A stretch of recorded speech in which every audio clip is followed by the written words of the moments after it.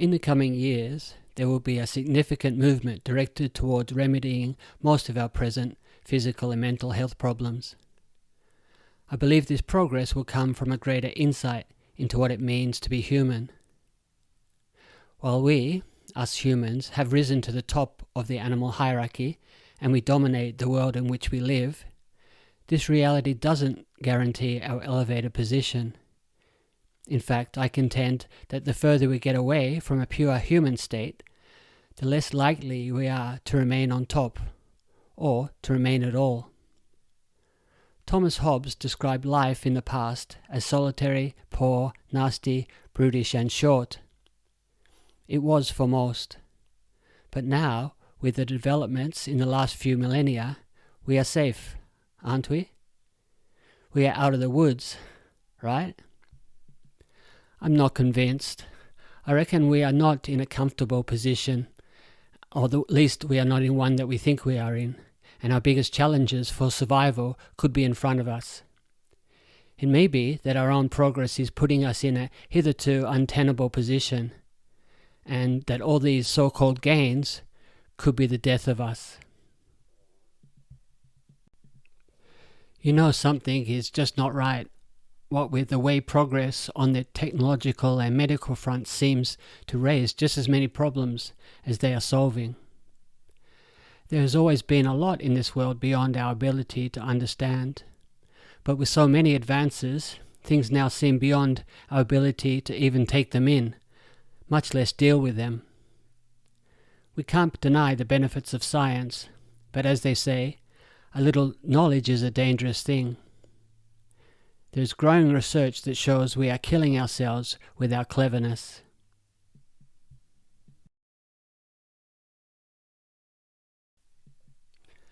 Sunglasses have been a modern standard, the more recent scientific justification being that they are necessary to defend our eyes against the sun, growing stronger as the ozone layer we are destroying becomes thinner.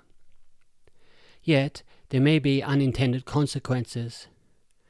Recent research has shown that natural melanin production is retarded if we don't get enough direct sunlight through our eyes to start the process of melanin production.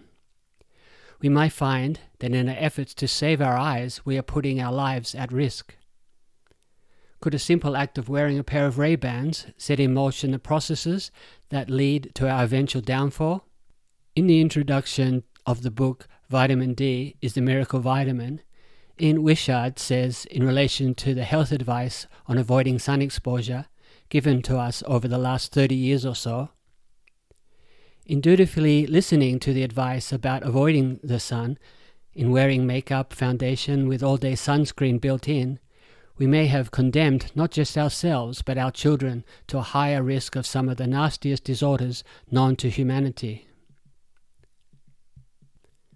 Let me explain another scenario where we may not know of what we do.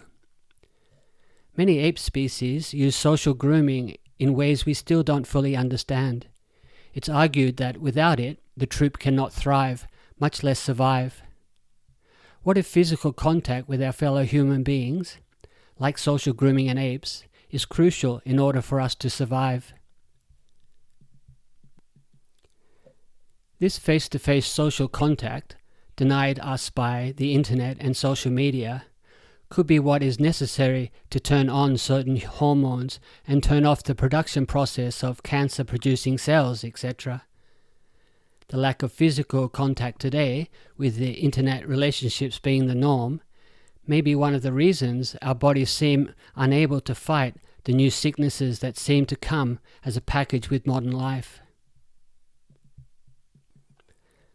Salmon die en masse after procreation when a hormone floods their bodies and kills them all within a week. Experiments done show that when this hormone-producing gland is removed, and the salmon will continue to live. So are we also pre-programmed for death if we don't have the meaningful real-life social contact that we're evolved to have? Our bodies may decide that without such close human contact, we may be as superfluous to existence as the salmon are after they've passed on their genes.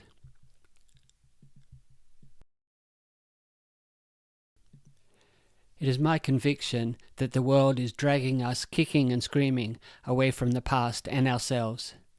And the further we get away from a pure human state, the less likely we are, in the long run, to thrive and survive.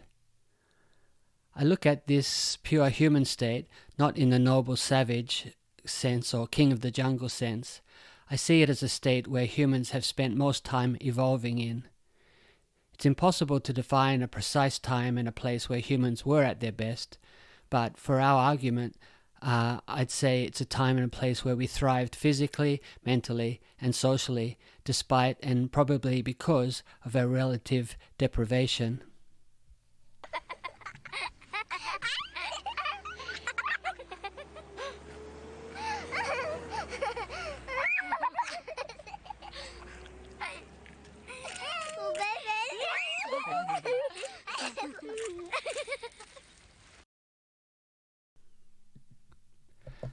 Life is hard, or it was, and that is a very good thing for our health.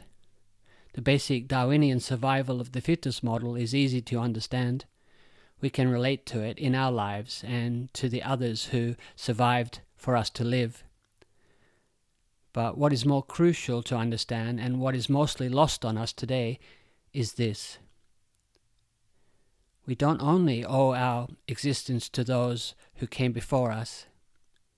We owe our existence to a biological system that used hardship and the battle to survive to keep us alive.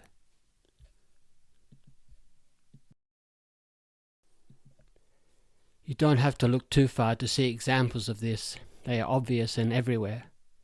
For example, our muscles and bones grow stronger in direct response to the stress exerted on them.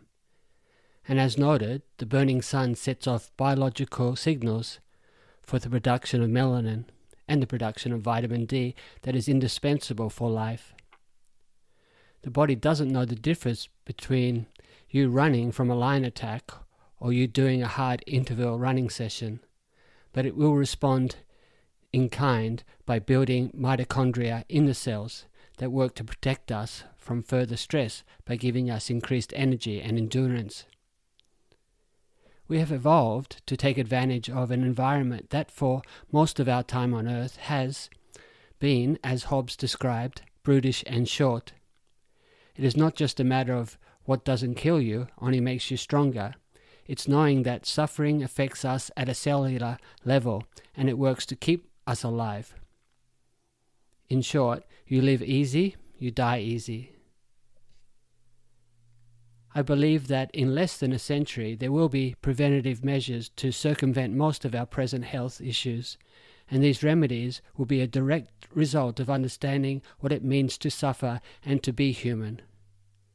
In the meantime, we can help ourselves by taking part in sports and activities that put us in positions we are not sure we can extricate ourselves from. We need to consciously stress ourselves. We need to make our bodies fight for us, not against us. Try it and watch as your body and mind show you what you're made of and what your system knows about survival. Marathon, anyone?